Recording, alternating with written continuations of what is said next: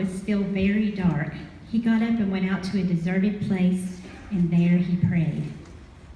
And from Matthew chapter 14, and after he had dismissed the crowds who came to see them, he went up to the mountain by himself to pray. In our session on prayer this year, we talked about many different ways to pray, that we pray formally together here as a group, and that we pray informally by ourselves in many different ways. And there are ways to be connected to God. And I told them one of my favorite statements that I think they liked too, is that we pray not to change God, but to change ourselves. And so my favorite form of prayer usually is the Celtic body prayer, which uses motion to speak your heart to God.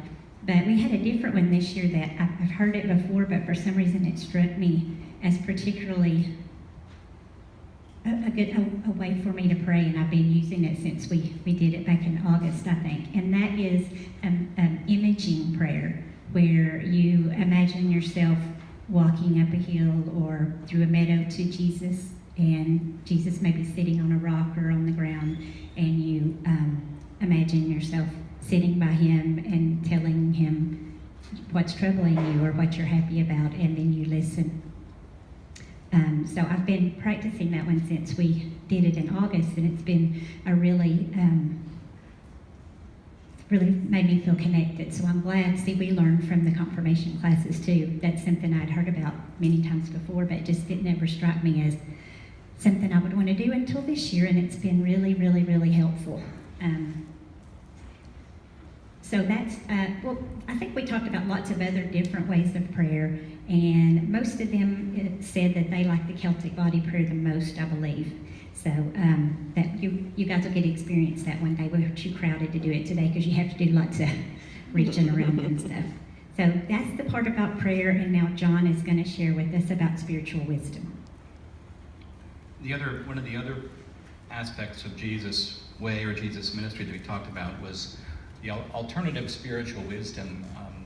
All of our lives, we're inundated with messages from many different sources in the culture around us, from our peers, even from our families sometimes, that have often been referred to as conventional wisdom of the culture around us. And Jesus invites us, and invited the people in his own time, to consider an alternative form of wisdom. And very often he would say, "You have heard that it was said, but now I say," offering a fresh perspective that in many ways remains completely fresh and alternative to us today. So the second way of Jesus that we explored today was the way of Jesus, the way of spiritual wisdom. So here's just an example from the Beatitudes in Matthew of that way that Jesus taught. One of the most challenging aspects of his way. Mm-hmm. "You've heard that it was said, 'Love your friends, hate your enemies.' But now I tell you, love your enemies and pray for those who persecute you, so that you may become the children of your loving parent in heaven. For God makes the sun to shine on bad and good people alike, and gives rain to those who do good and to those who do evil. Why should God reward you if you love only the people who love you? Even the tax collectors do that. And if you speak only to your friends, have you done anything out of the ordinary? Even the Gentiles do that. You've heard that it was said, 'Love your friends and hate your enemies,' but now I tell you, love your enemies and pray for them." And now the next way of Jesus that we're going to hear about, Eva Rogers will share with us about the way of Jesus and the way of service.